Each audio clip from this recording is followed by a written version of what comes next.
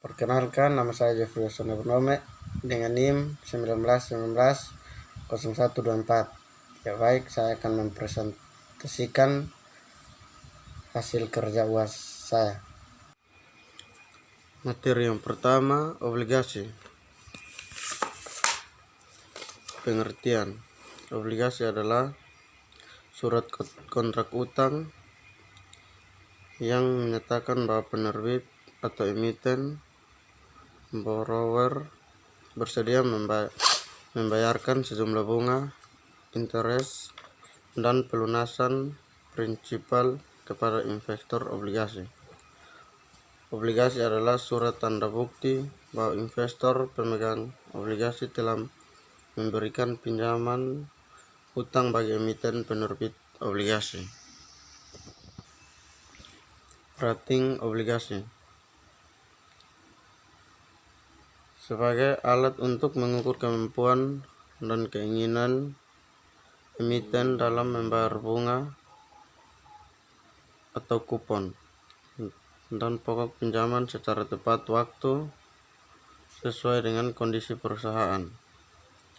Peringkat obligasi dikeluarkan oleh lembaga independen yang secara khusus bertugas untuk memberikan peringkat atas semua obligasi yang diterbitkan perusahaan, misalnya Pevindo atau Pemerintah Efek Indonesia dan PT Kasnit Kredit Rating Indonesia. Contoh rating dengan status kreditnya: rating AAA excellent, rating AA very good, rating A good, rating BBB adequate, rating BB kurang, triple C jung, spekulatif. Penilaian obligasi. Penilaian obligasi berarti penentuan harga obligasi. Kedua, pada penilaian sekuritas atau termasuk obligasi, pada umumnya digunakan konsep nilai sekarang, present value. Dengan prinsip ini, nilai obligasi akan ditentukan oleh nilai intrinsiknya. Nilai intrinsik obligasi bisa diestimasi dengan mendiskonto semua aliran kas yang berasal dari pembayaran kupon ditambah pelunasan obligasi sebesar nilai par pada saat jatuh tempo. 3 tipe obligasi. Yang pertama, premium bonds adalah obligasi dengan harga lebih tinggi daripada nilai nominalnya, dikatakan dijual pada harga premi. Yield to maturity dan premium bonds adalah lebih kecil daripada tingkat kuponnya. Yang kedua, discount bond, obligasi dengan harga lebih rendah daripada nilai nominalnya, dikatakan dijual pada harga diskon. Yield to maturity dan diskon bond adalah lebih besar daripada tingkat kuponnya. Yang ketiga, par bond, obligasi dengan harga sama dengan nilai nominalnya, dikatakan dijual pada harga par. Materi yang kedua, risiko dan tingkat pengembalian. Konsep dasar risk dan return. Ada dua aspek yang perlu dipertimbangkan oleh manajemen perusahaan: manajemen keuangan dan pengambilan keputusan keuangan, yaitu tingkat pengembalian, return, risiko atau risk keputusan keuangan tersebut.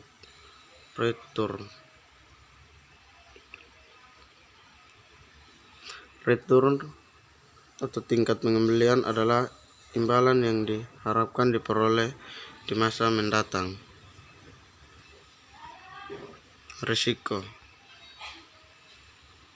risk, Risiko adalah kemungkinan terjadi hasil yang tidak diinginkan atau berlawanan dari yang diinginkan. Risiko adalah kemungkinan terjadi penyimpangan dari rata-rata dan tingkat pengembalian yang diharapkan yang dapat diukur dan dari standar deviasi dengan menggunakan statistik. Hubungan risiko dengan return yang diharapkan. Hubungan antara risiko dan return harapan merupakan hubungan yang bersifat searah dan linear.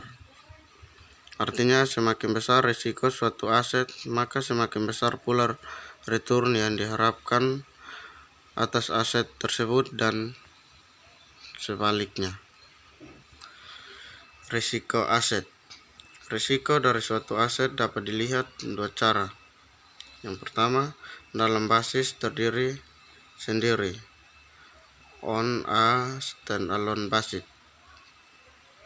Risiko tunggal. Dalam konteks portofolio, in a portfolio context. Risiko atau aset dalam suatu portofolio.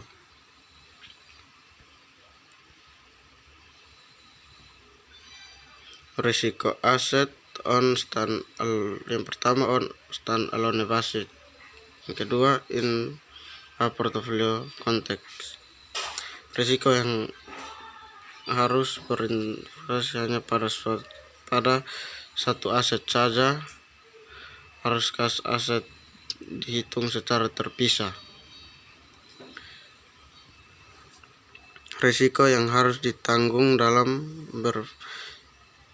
berinvestasi pada sejumlah aset lebih dari satu aset. Haruskah dari sejumlah aset digabungkan? Risiko portofolio dibedakan dalam risiko sistematik, risiko atau pasar, atau risiko umum, market risk, terkait dengan perusahaan yang terjadi di pasar dan mempengaruhi return seluruh saham yang ada di pasar. Risiko tidak sistematis, risiko spesifik, variable risk, terkait dengan perusahaan, kondisi mikro perusahaan, dan bisa diminimalkan dengan melakukan diversifikasi. Materi yang ketiga, saham dan penilaiannya. Pengertian saham. Saham merupakan surat berharga yang diterbitkan emiten yang menyatakan bahwa pemilik saham mempunyai hak kepemilikan atas aset perusahaan, imbalan yang bisa diterima investor saham, hak kepemilikan dividen, capital gain. Hak investor saham. Hak istimewa yang dimiliki investor saham. Yang pertama, hak kepemilikan, control of the firm, tercermin dalam voting rights yang memiliki investor. Makin besar kepemilikan, makin besar hak pemegang saham untuk mengontrol perusahaan. Yang kedua, preemptive right, hak investor saham untuk didahulukan dalam pembelian saham baru yang diterbitkan oleh perusahaan. Karakteristik saham. Memiliki hak lebih dahulu memperoleh dividen dan pembayaran dividen dalam jumlah tetap yang lebih tingkat daripada dividen saham biasa. Memiliki hak pembayaran maksimum sebesar nominal sahamnya setelah pembayaran kepada kreditor dalam hal likuidasi.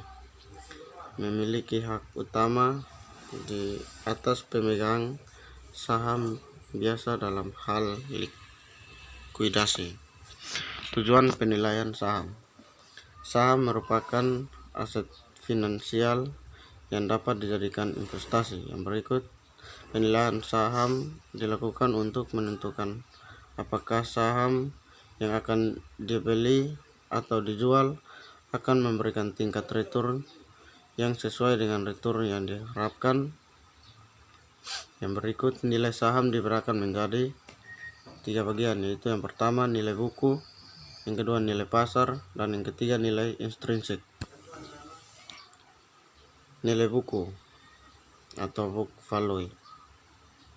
Nilai buku per lembar saham adalah nilai aktiva bersih net asset yang dimiliki pemilik yang memiliki satu lembar saham. Yang berikut dilihat dari laporan keuangan perusahaan yang bersangkutan. Nilai buku total ekuitas dibagi jumlah saham yang beredar.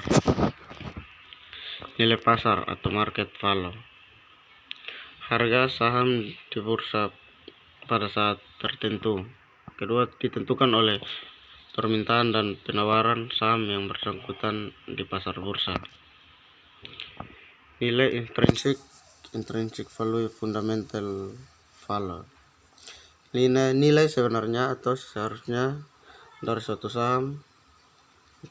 Dua, calon investor menghitung nilai intrinsik saham untuk memutuskan strategi investasinya. Yang berikut, jika nilai pasar lebih besar nilai intrinsik, intervalue atau dijual. Jika nilai pasar lebih besar daripada nilai intrinsik, intervalue atau beli. Menentukan nilai intrinsik. Nilai intrinsik fundamental. Menghitung nilai intrinsik menggunakan data keuangan perusahaan.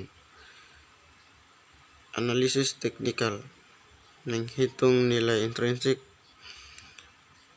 dari data perdagangan saham, harga dan volume penjualan yang telah lalu. Biaya modal perusahaan. Biaya modal cost of capital adalah biaya real yang harus dikeluarkan oleh perusahaan untuk pengadaan aset dan operasional suatu perusahaan. Modal dapat dilihat di neraca sisi kanan, hutang saham, biasa saham preferen, dan laba ditahan. Penentuan besar biaya modal dimaksudkan untuk mengetahui berapa besarnya biaya real yang harus dikeluarkan perusahaan untuk memperoleh dana yang diperlukan. Pentingnya biaya modal.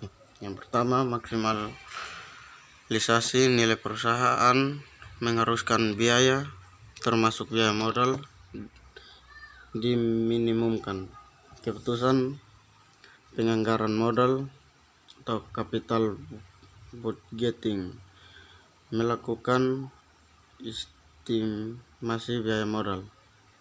Berikut keputusan penting lainnya seperti leasing dan modal kerja juga memerlukan estimasi biaya modal.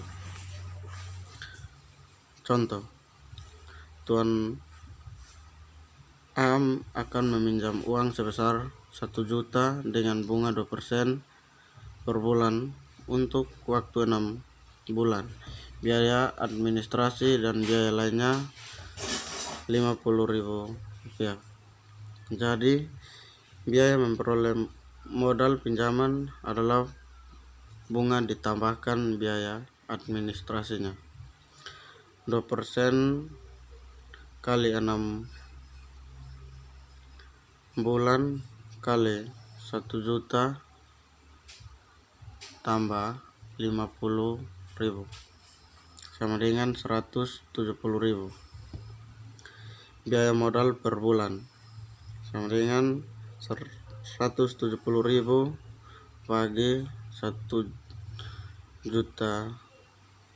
juta bagi 6 bulan sama dengan 0,002 2,283 atau 2,83%, lebih besar dari bunga menurut kontrak yang harganya hanya 2%. Fungsi biaya modal terkait dengan pajak yang dikenakan pada perusahaan. Biaya modal yang dikenakan pada modal pinjaman berbeda dengan biaya modal dari modal sendiri. Konsep perhitungan biaya modal didasarkan pada perhitungan. Yang pertama, sebelum pajak, before tax basis, diperlu sesuai dulu dengan pajak. Sebelum melakukan perhitungan biaya modal rata-rata seperti obligasi. Setelah B yang berikut setelah pajak, after tax basis, sebagai diskon rate untuk menentukan diterima atau ditolaknya suatu usulan investasi, yaitu dengan membandingkan tingkat keuangan rate of return dari usulan investasi tersebut dengan biaya modalnya. Biaya modal di sini adalah biaya modal yang menyeluruh over cost of capital. Misalnya, jika kita menggunakan metode net present value atau profitability index untuk menentukan diterima atau ditolaknya suatu usulan investasi, maka biaya modal berfungsi sebagai discount rate yang digunakan untuk menghitung nilai sekarang dari present dan pengeluaran investasi. Biaya hutang KD. Biaya hutang cost of debt. Biaya hutang sama dengan KD atau yield to maturity, biaya komponen hutang yang digunakan untuk kalkulasi biaya modal rata-rata tertimbang dalam perhitungan materi yang kelima, penganggaran modal. Penganggaran modal suatu konsep investasi. Yang pertama, dikatakan sebagai suatu konsep investasi sebab penganggaran modal melibatkan suatu peningkatan atau penanaman dana di masa sekarang dengan harapan memperoleh keuntungan yang dikehendaki di masa mendatang. Yang berikut, investasi membutuhkan dana yang relatif besar dan keterikatan dana tersebut dalam jangka waktu yang relatif panjang serta mengandung risiko. Modal kapital menunjukkan aktiva tetap yang digunakan untuk produksi. Kapital budget adalah garis besar rencana pengeluaran aktiva tetap. Anggaran atau budget adalah sebuah rencana rinci yang memproyeksikan aliran kas masuk dan aliran kas keluar selama beberapa periode pada saat yang akan datang. Penganggaran modal atau capital budgeting adalah proses menyeluruh menganalisa proyek dan menentukan mana yang dimasukkan ke dalam anggaran modal. Keseluruhan proyek dalam perencanaan dan pengambilan keputusan mengenai pengeluaran dana, jangka waktu pengembalian dana tersebut melebihi suatu tahun. Suratia 2006. Menurut Tandelin, tujuan investasi adalah yang pertama menghasilkan sejumlah uang, yang kedua untuk mendapatkan kehidupan yang lebih layak baik di masa yang akan datang. Pentingnya penganggaran modal. Yang pertama, jangka waktu tertanamnya aset yang lama membuat perusahaan perlu memikirkan sumber dana lain bagi kebutuhan yang lain. Yang kedua, investasi dalam aktiva tetap menyangkut dua hal, yaitu bila investasi yang terlampau besar, akibatnya adalah banyak peralatan yang tidak beroperasi Yang berikut, bila investasi yang terlampau kecil sehingga kekurangan peralatan, akibatnya adalah perusahaan bekerja dengan harga pokok yang terlalu tinggi sehingga mengurangi daya saing. 3. Pengeluaran dana untuk keperluan tersebut biasanya meliputi jumlah yang besar yang tidak bisa diperoleh dalam jangka waktu yang pendek atau sekaligus, sehingga perlu adanya ketelitian dalam melakukan perhitungan. Dalam penganggaran modal, analisis usulan investasi, ada beberapa langkah yang dilakukan. Yang pertama, menafsirkan aliran kas dari investasi tersebut. Yang kedua, menghitung biaya modal rata-rata tertimbang. 3. Mengevaluasi investasi tersebut dengan kriteria investasi seperti payback period, NPV, PI, dan IRR. Yang berikut, mengambil keputusan apakah investasi diterima atau tidak.